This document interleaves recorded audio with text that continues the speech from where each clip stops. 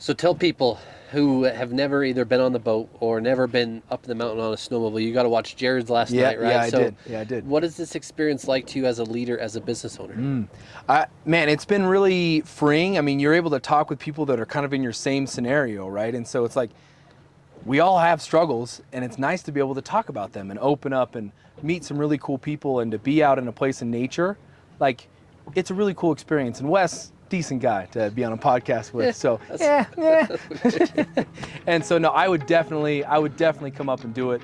If you're a business owner and you want a good experience with other business owners, being involved in the community and meeting other people, this is a great spot to do it. What's up, guys? This is Wes, and this is Give Us It Podcast, where we take business conversations out of the office and put it out on the lake. We bring leaders, creators, and builders out on the boat, and yes, literally we talk about what drives them, what challenges them, and why they keep showing up every freaking day. Every episode you'll hear raw, real conversations that may make you think different, laugh, and also rethink the way you're showing up in your own life. So grab a seat, because this is good. Hey guys, this is Wes with Give Us It Podcast. We are out here on the boat. I've got a friend, a close friend, someone I would consider a close friend anyway, and we don't live very far apart, but we got to meet 3-ish years ago in BNI, right? And someone who shows up all the time, is so positive, helps. Like, just the speakers he announces is freaking top level. Like, he's got speakers, he's got sound, he's got, man, it's great. Anyway, Nate Crook. Sorry. No, you're good. I don't, yes. Yeah, no, you can correct it though. I was going to say Nate with Cook Electric. Yeah, but, that works too. Nate Crook, owner of Cook Electric. There you go. I know it's wild. Look, I was going to change the name when I bought the business. Go Crook Electric, the tagline being stealing your business since year, right? But I thought, 1987, I right? might, yeah, 1987. I might not be invited into many homes with that as my tagline, you know what I mean? How crazy is it that your father-in-law and you are one letter off of your last name? It's insane. It's crazy. People get it mixed up all the time. But it's kind of like a good icebreaker, you know what I mean? Wait, so are you Crook Electric or Cook Electric? It's really good to just get into a conversation. And it's, like I said, really good icebreaker for people. And then, well, it made it easy for my wife. All she had to do was pencil in an R. No big deal. So. Cook Electric, but I'm a crook. Yeah, that's it. Yes, I'm a crook. crook. You got it. Yeah, you got it. No, the last name actually comes from Shepherd's Crook. Okay. So my ancestors were all shepherds. And so that's where we got the last name. That's awesome. At least that's what I've been told. I could have been lied to. You know what I mean? We could have been just terrible people, but you know. And like I said, we're friends, but you're a South Jordan boy, right? Yep. Born and raised. Born and raised. Still there. Still there. I ventured out about 20 minutes into Harriman and then came back. So, you know. It's too damn far that way. Yeah, too damn far that way. Way far that way. Yeah, I live out Harriman, so it's forever. It seems like. Anyway, so let's run through your youth. Okay. Like, a lot of things that you had done, and maybe you can elaborate on some, but you know, a lot of people say they go on a mission within Utah, right? You went on a mission, and you got, I'm going to say deathly sick, but sick, right? Yes. And you came home. But I'm going to say maybe there was a feeling of this lady named Alex that you really loved. Yeah, a little bit. Yeah, a little bit. So right before leaving on my mission, I had known this girl, and we'd met in middle school. And we'd stayed friends ever since. Class, yeah, right? Choir class. We sat next to each other. I was a tenor, thank you, and she was an alto, so we ended up sitting next to each other. And we were just best. Our souls just connected. Truly, we were always instant best friends. And then I got the feeling, like 48 hours before I was leaving to go on this mission, I was like, I need to see her. And so I went over to her house, and she wasn't there. But I literally went into her house and talked with her mom for like an hour and a half. One of the best people on the planet. And we just caught up and chit-chatted and did all that. And then she came back and we spent the next 48 hours together. And I decided to make a dumb decision. It was a great decision, actually. But I kissed her before I left, which is just a terrible thing to do because I was going to be gone for it was supposed to be 2 years, right? And I kissed her before I left and ended up coming home 4 months later. And we've been inseparable ever since. So yeah, it was awesome. Like I said, I think things happen for a reason, and I don't know. I never was sure. You know what I mean? Like growing up, like I lived in the Mormon bubble, right? And you know, I'd always go off of my parents and siblings and everyone that you grow up with is always, well, if you'll figure it out, you'll find it. But it was never myself. I never found that. And so it was always like, well, when you get out there, you'll find it. Or your next thing, you'll find it. Like, just trust our faith rather than what you feel yourself. And so, yeah, it was an experience going out there. And it just happened to be to where I had a really cool experience. The Mexico MTC had just opened, so I was the second week of people in there. So I learned a little bit of Spanish, and then they sent me to a tiny town on the edge of Kansas, flat nothingness. I lived in a single wide trailer in this one stoplight town on the edge of Kansas and Oklahoma. And it was a cool experience. Like, it was, I mean, people all around are just great in general, but it taught me, especially coming back home. You don't think this trip is going to be, you think you're going to be there for 2 years.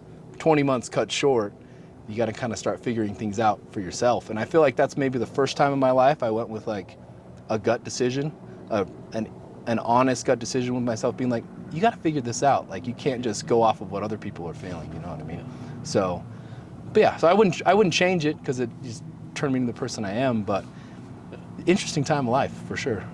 And it's just crazy to listen. I mean, I've talked to some people that have come home. Most people spent their whole mission, right? But the values and lessons they learned while in there, even the ones you learned, right? Because as a business owner today, you're still trusting your gut. Oh, yeah. Right? Oh, or yeah. Intuition, or universal, whatever you want to call this, right? Yeah. And also praying to God, right? But it takes a lot, because it's not just you, right? Your families, all the people with church, and all the people you would talk to, your companion, everyone that you. Anyway, that's a big decision too. Yeah, it is a big decision to go out there and do that, and you're kind of expected growing up here to do that, especially if you're in the church. And don't get me wrong, the church has some really good values, right? And the neighborhood I grew up in, everybody knew each other. We all saw each other every week, so it's a really good environment, and I feel like there is positive things from that. But yeah, trusting my gut instinct is taking me a long way, and realizing that when I'm 18 years old, I got to kind of change some things around here. It was invaluable that way, 100%. So. Yeah, because I was gonna say, and trusting your gut to kiss Alex. Isn't that wild? Yeah, and I mean, you guys had dated for a period of time, kind of separate. I don't know if it's separated, right? For a little bit of time, right? So no, we never dated beforehand. At all? Not Period. at all. Not once. Yeah, not one time beforehand. And I just went for it, and got lucky. And yeah, then when I came back, she was super supportive, and she was like, you got to figure this out on your own. I don't care what you do, but you got to figure it out. You got to find your own soul. You got to find your own purpose in life. And if it is the church and those kinds of things, great. If it's not, great. And then I know that, and you don't necessarily have to talk on it if you don't want to, but you came home and worked for one of our past customers. Yeah, I did. Progressive Finance. Yeah, worked for Progressive Finance. I knew the owner of the company. He lived in my neighborhood, and so he got me a job there. It was rough. I was a debt collector, and they're a third-party collection agency pretty much. So say someone down in Georgia buys a mattress and they finance $900. Well, they need to start collecting on that. So those would be my phone calls every day, nonstop. Like, hey, you owe us money. And they're like, who the hell are you? Because they didn't realize who we even were. And so, yeah, that was an experience, talking to people on the phone and asking for money. And you know what I mean? In the tight spots where they really honed in on like some, not low income, but just to like, if you have to finance an $800 bed, you're pretty tight, you know what I mean? Yeah. And so asking those people for money, it was hard. Yeah. But it, again, taught me things, you know what I mean? You got to learn how to connect with someone quickly and then kind of get down to the point. But yeah. And Kurt was the guy you knew. Mm-hmm, yeah, right? I knew Kurt. Barno. Yep. And Ben's the guy I know who was his partner. So yeah. It's kind of a crazy thing that now we're talking, we know each other for a period of time, right? Yes. And we both know the owners of that company that sold and made some crazy money. And you talk about Kurt. Kurt's a super amazing human being. His wife, while he was in the middle of like selling he was getting ready to sell this, and he sold it for an ungodly amount of money. And his wife was riding her bike out on Old Bangor Highway, and she got hit from behind and broke her spine. Yeah, in multiple places. Said she couldn't walk. Wow. So this guy running this business kind of drops everything, and he said he was going to grow out his beard until she walked again. And it was about down to here, and she finally started to walk again. Wow. And yeah, super, one of my, like growing up, that was like a story of like, yeah, I'm going to remember this one forever. Like, total commitment to his family and his wife, and putting a business aside for a minute and focusing on what really matters. So, yeah. And then I'm going to fast forward and kind of pull back at the same time. So you have this beautiful woman named Alex. Yeah. And then you have this man named Wally. Right? Yeah. And progressive was not the thing. No, it wasn't. So what happened? So I realized that I didn't want to be here forever. I was trying the college thing, and it just wasn't the best fit. Like it just didn't click with me. You know what I mean? And so I put in my 2 weeks there, and I was dating Alex at the time, and he was like, "Hey, I could use a kind of a grunt worker if you want to come give it a shot. Just come give it a go." And I did, and I fell in love with it. I had no idea I wanted to work with my hands. I didn't take any shop classes, no mechanic. I mean, I barely knew which end of the hammer to hold when I started, you know what I mean? I mean, the first thing I did for like a good week, we were on this big job, and all I did was unbox lights and fold the boxes up and throw them away. That was like my first week. But I ended up just digging it, man. Just doing something with your hands, and then to see something go from a space, just wood, to fully finished, lights on, everything working. It was very satisfying to do that. Oh, yeah. And then seeing, like, I don't know, when you're in a house and someone, say they don't have lights like in their front rooms or bedrooms, and you put in some can lights and things like that, when they flip the switch on for the first time and go, oh, that's a pretty cool experience, you know what I mean? And you're able to do that. Like, that's really cool. And something you said that I just want to touch on, because I started on the truck for furniture in 2003, earlier than that really, but you know, there was that mindset of, I'm just doing cardboard.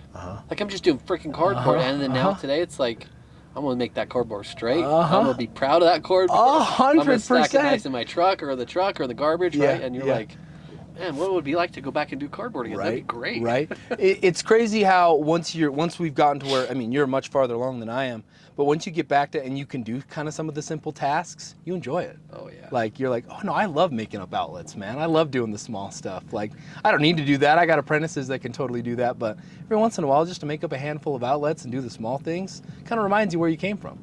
And kind of how much you've been able to learn over the years. So it's really cool. I really enjoy it. And we had talked about it with Anna, so I'm going to talk about it with you too. I know that her dad passed away from cancer. My dad passed away from cancer, right? Your mother-in-law, you ended up marrying Alex, who was Wally's daughter, who started Cook Electric, right? In 1987. Yep. She's been through colon cancer twice. Yes. Twice, man. She is one of the strongest, most humble, beautiful people I've ever met in my life. And you would not know it by looking at her. But she has had things with, I mean, colon cancer twice. You know, when she got into a car accident when she was 18, 19, so her foot has fused like this. So she always has to wear wedges. She always has to wear heels. And she loves everyone to the nth degree. I mean, she will drop everything to make you feel like you are the best person on the planet. And what a family to come into. And inspiration-wise, because she still goes on hikes, she bike rides all around Arizona. I mean, she's moving, and she really, I mean, just through her own self, by just keeping herself as healthy as she can by eating right, and still, I mean, colon cancer's twice, and she's mad that she can't do a workout because chemo. Like, that's the kind of lady she is. I'm like, what? Like, that's crazy. But yeah, amazing human being. And that's the stock in which your wife and your girls now come from. Not including yours, right? Which is pretty damn amazing. Yeah. It's a really amazing thing, especially for, you know, being a girl dad. I got 2 girls. Amen. And for them to see that kind of, you know, woman to be strong and powerful and still being able to be loving and caring and being able to make, I mean, houses don't happen. I mean, at least in my world, houses don't happen without the woman really making it, right? Like, yeah, I can make the money, but man, I come home to a beautiful house, a beautiful family, all put together. It's like, it doesn't get better than that. And for them to have examples in their life with their mom and their aunts and their nana, it's just, you can't, those things you can't teach as a father, you know what I mean? So it's just amazing to have those people in your life. And I remember, you know, when you were having, I think it was your second, right? We talked about the book Stronger Fathers, Stronger Daughters, but what's so cool now to see the transition in you, the last 3 years has been amazing for me to watch. Thank you. It's helping me step up. If you think I'm above you, no. Well, I think you're doing great. Thank you. And your wife has got to watch your father, her father, I mean, Wally, start this company, have her mom, his wife, go through this period of awfulness. I don't care what anyone says, cancer's awful. Awful. And now she's there as a support system. Mm-hmm. And you're like, hey, babe, there's this thing. And she's like, I got you. Yeah, 100%. F that person. Or don't, like, whatever. 100%. 100%. How important is that support system? It's been indescribably, like, needed. Where it's like, I can call and complain about something, or just call and talk to her about stuff that's happening with the business, and she gets it. Like, she's heard of this growing up all throughout her life. And I got to be careful, though, because if there is someone who's not paying me money, she's like, give me their number. I'll give them a call right now. Just like, you know what I mean? Just sick the dogs on them. But I'm just like, it makes a huge difference having someone that you know you can talk to about it. And we share everything. Like, she knows everything about me. I know everything about her. And I feel like that's been huge for me. It's been able to make me be able to do it, like, more efficiently, better. Have someone to talk to about it is a huge deal. Yeah, it's a massive deal. And I got to give you a little shout out because, like you said, you always say you got to date your wife, and that's been a huge thing for our marriage. And so, yeah, every time you say that, I'm like, dang, got to make sure I'm doing that still. And this is coming from a guy that gets to watch it, because I've watched him at Mountain View Corridor. Yeah. I can't tell you how many times, Yeah. and just him and his wife on a date. Yeah. We give a little knuckle bump on the way out, and Yeah. then we say, see you next time, bro. So it's just like, yeah, I feel like that's super important, and creating that relationship, especially where you can share things, because, I mean, you know what a business takes. Like, you are in it. You go to bed thinking about it, and you wake up thinking about it. So to have someone that doesn't want to just bury, oh, you handle your stuff, I'll handle mine. No, tell me everything. Let me know that. Like, it's a huge, huge deal. It's a huge support. It's awesome. And it's a huge thing for her to be able to have the vulnerability side of you, right? And because we, as business owners, don't know, we don't always know, right? No. We have a faith or a belief or whatever we want to call it, and our daily actions compound, whether good or bad, if we're focused, right? But one thing that I've loved about you in this period of time is you've changed your physical appearance, right? You've changed your mental appearance. Then you started building this business. Yeah. I remember talking in May of 2003 when you just had bought, right? 23, but yeah. Sorry. Yeah, no, you're good. I got you. 2000, Yeah. Sorry, my bad. 2023. Yeah. You were doing work for my wife's business, who just started her business, her second business. Yes. And I'm like, we were just talking, and man, it's just cool to see other businesses strive. And now you're on track to do what this year? I'm trying to do $1 million this year. Yeah, I'm trying to hit that. I'm on track, just barely, but I'm still on track. We had the best July we've ever had, which is super cool, right? It's a super cool feeling. And going back to, like, I wouldn't have been able to do that though without changing myself mentally and physically. I was telling you before, like, if you would have seen me 2 years ago, and you did, I was a completely different human being. I had the building blocks there, and I'm still building. Don't get me wrong, I'm still building a lot, but you can see the growth. And if you can put your mindset to something, you know, physically, mentally better yourself, of course your business is going to do better if you pour the same thing into it. And so, yeah, I'm on track to do $1 million. We'll see if we can do it. So what's one thing you would tell someone today, newly married or not, has children and getting ready to start a business? What would you tell them? Yeah, I would say be ready for the grind.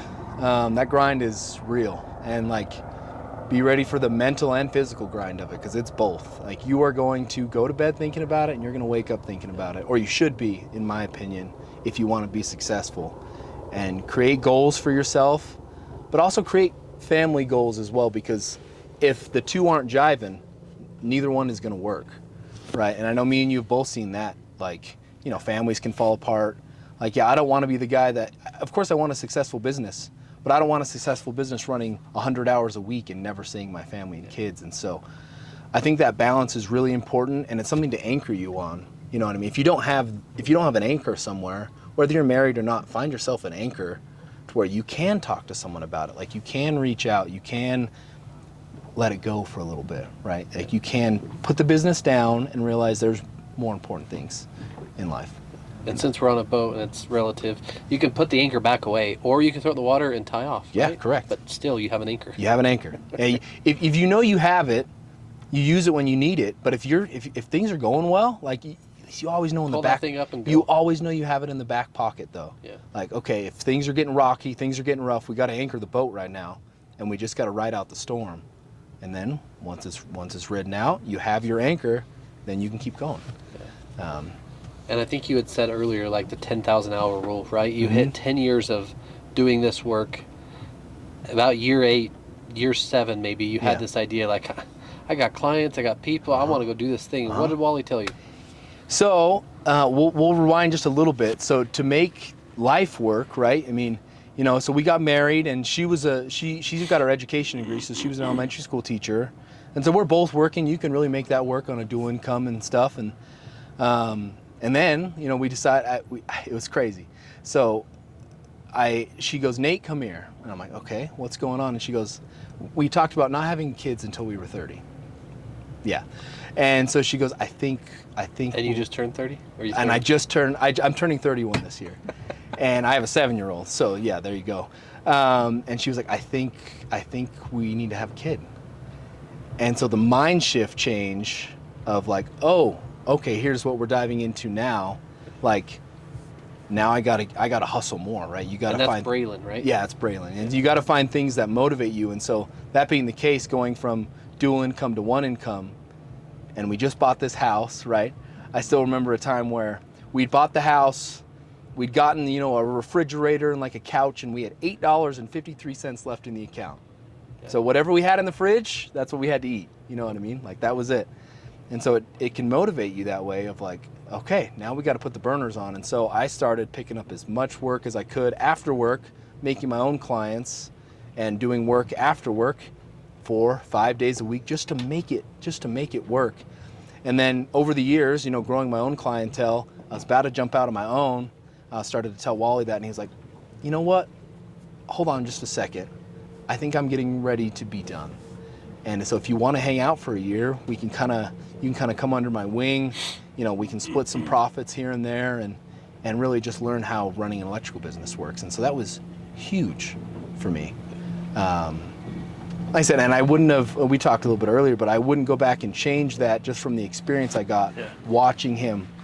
Because, I mean, you can show up and be an employee. Where are we going today, boss? You know what I mean? What's up? Yeah.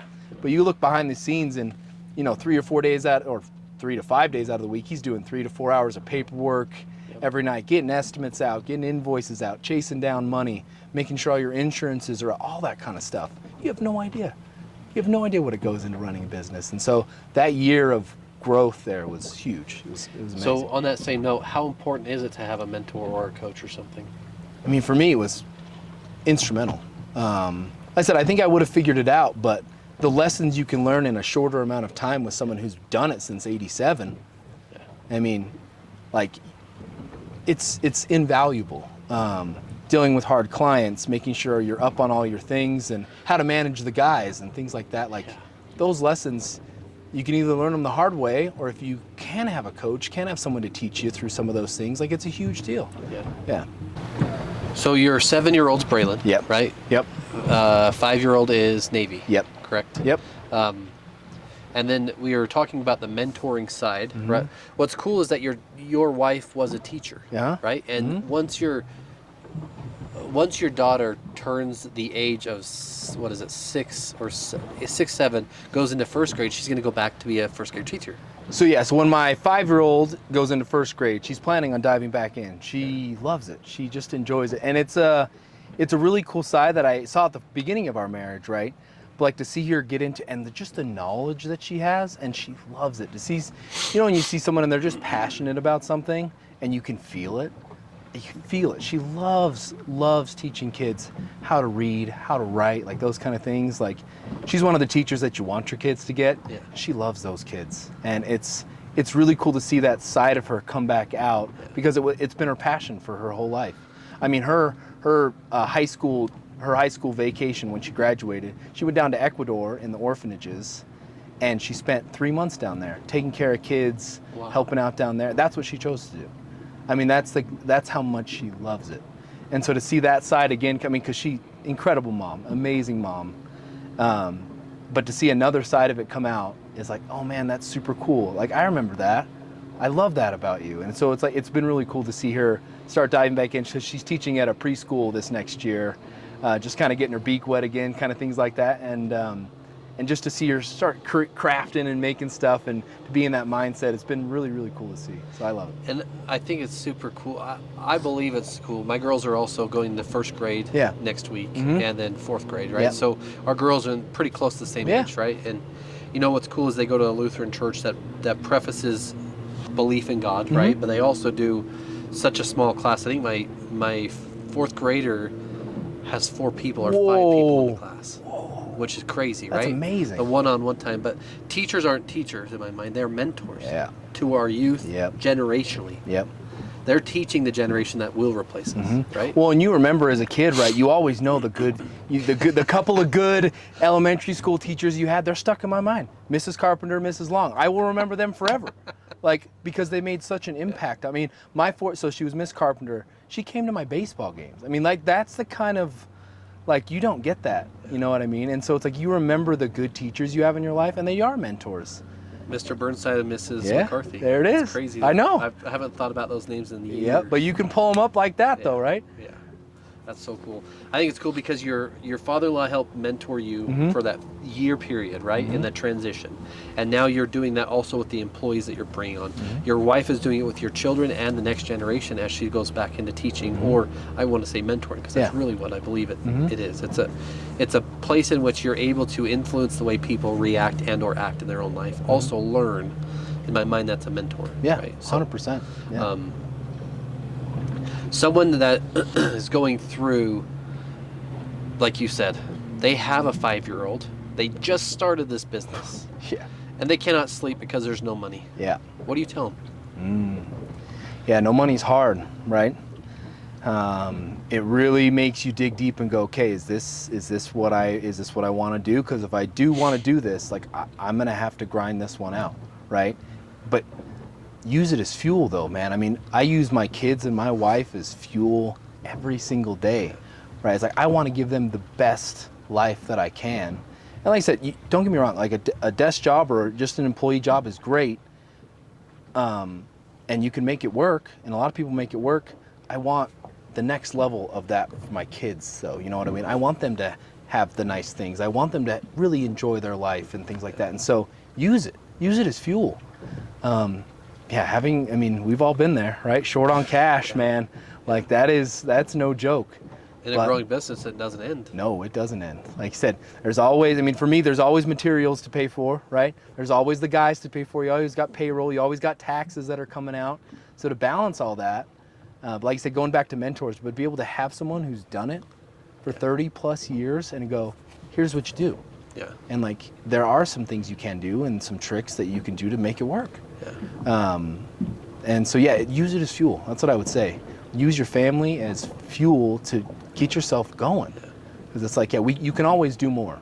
There's never not work, right? You can always do something. So find something you can do and just keep doing it.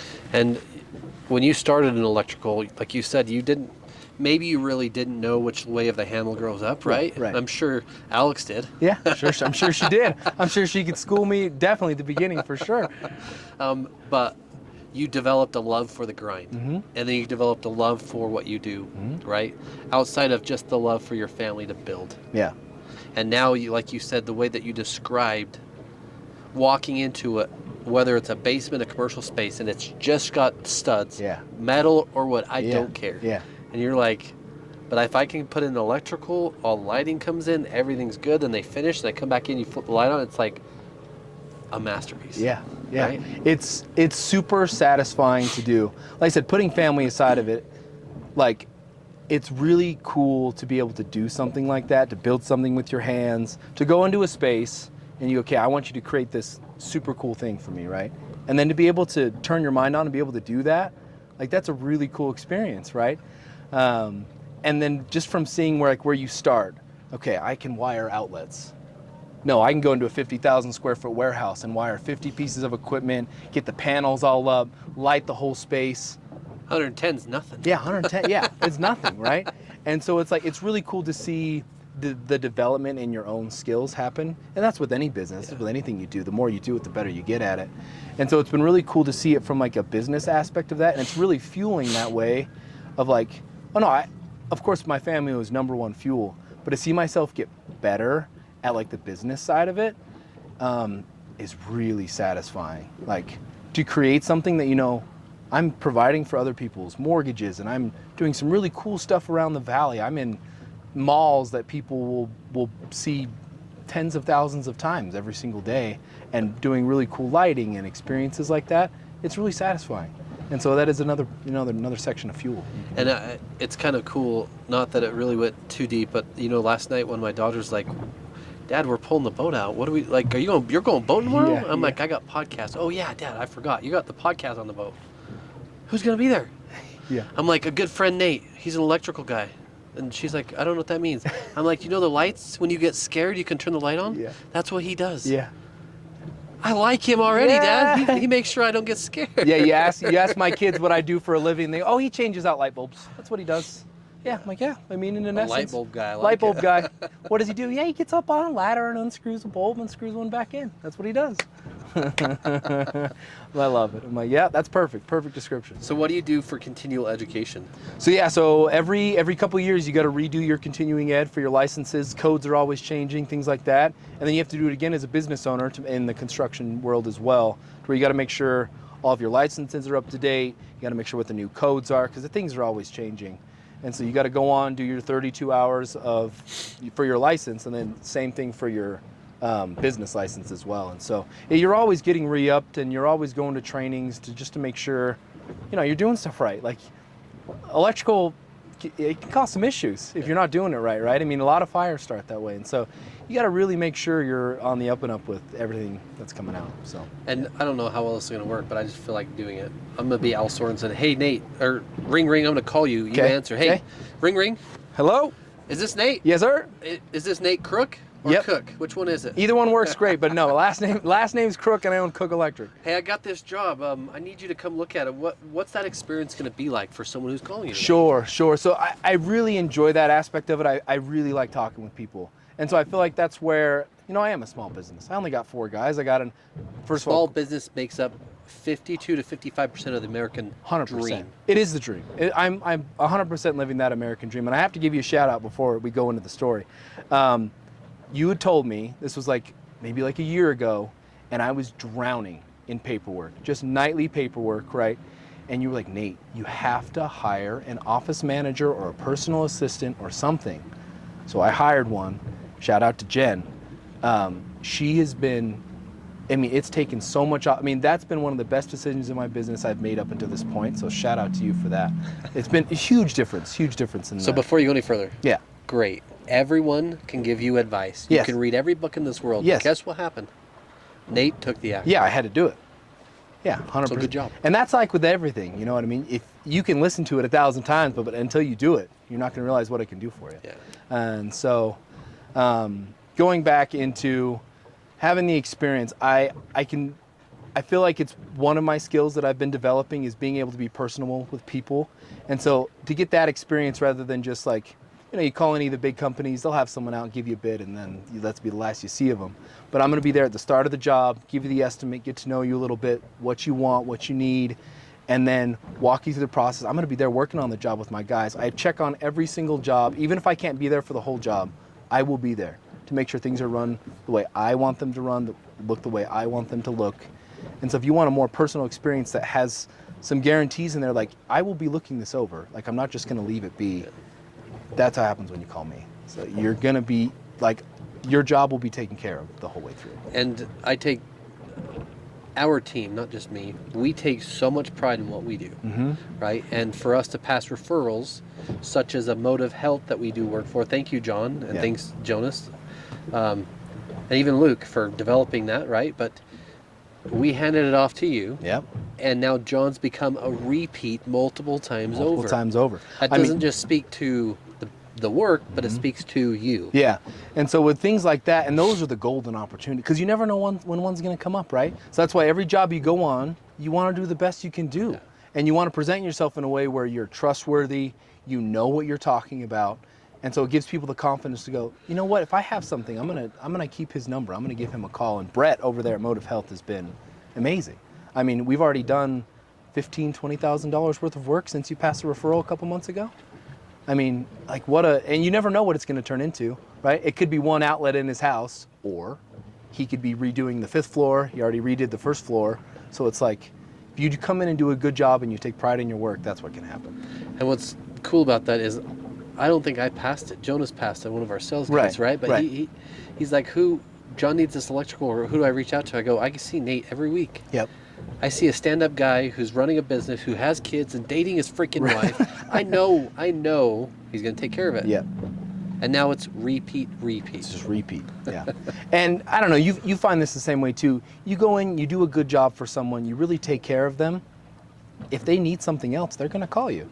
Like, that's all you got to do. Like, and pick up your phone when they call you, or just pick it up. Respond to text. Like, respond. If you're responsive and you do a good job, you're going to get calls back. Yeah. And one of our earliest episodes,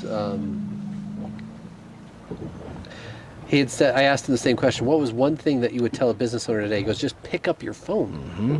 Just answer the phone. Mm-hmm. It's crazy the amount of business I get from people who have already met with an electrician, came out, looked at the job, never gave them a bid, never have called them back. Blows my mind. I just did in this job, like, it wasn't something small. It's not like an outlet or a switch, which I do, of course, anyway. It's a $30,000 remodel in a house. You never got numbers back to the guy? Like, that's wild. Like, that'll keep me busy for weeks. Yeah. I'm like, all it takes is responsiveness. And when you tell someone you're going to do something, like I told that guy, I'm going to come and take a look at it, and you'll have an estimate tonight. You did it, and guess what? The estimate's been accepted. Starting to talk about time frame when we're starting the job. It's the little things become big deals. And I want to say I'm very proud of you for being 30 years old. You've got a great head on your shoulders. You've got a great plan in place, and you've got a business. Like, to think in 10 years when you're 40, my age, right? Yeah. You'll be 12 years in this thing. Yeah, isn't that wild? Oh my gosh. Yeah. I find it really cool that way, because I've already seen myself grow over 2 years. So I'm really excited to see myself in 10.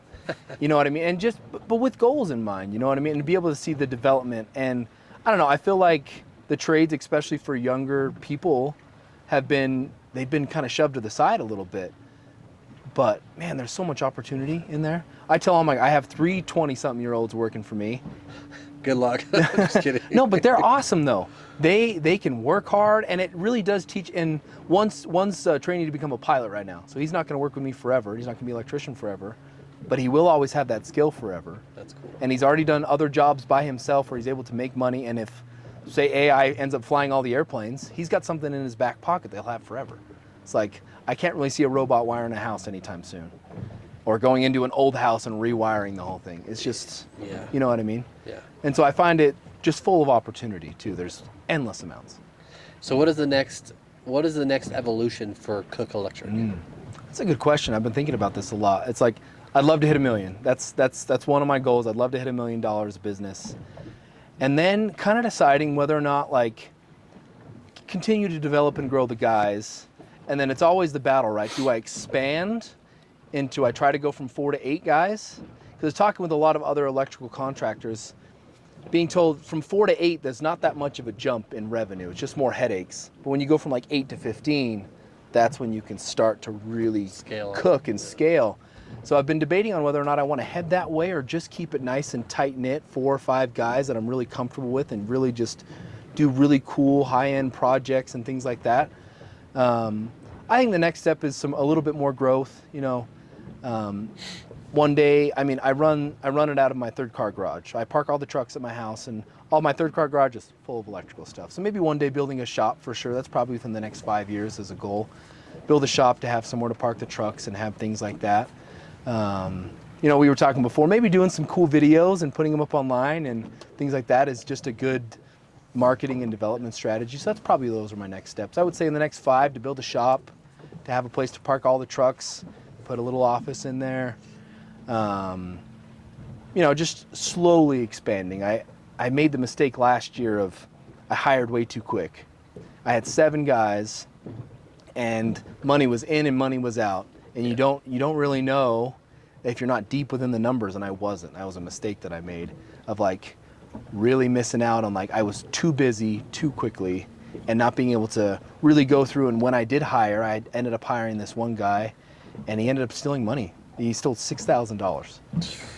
And so learning that hard lesson and realizing, okay, you need to do this a little bit smarter and a little bit slower, but you can still grow, but just do it a little bit smarter. Yeah. And so I would say my next goals are continuing to develop, myself, of course, and getting better that way, but, slowly growing it a little bit, starting to find some, land for a shop, things like that. So, yeah. Outside of electrical. Yeah. And I know that I want to tug on this one a little bit. Do it. What is the perfect, maybe unattainable or not? What's the perfect date night?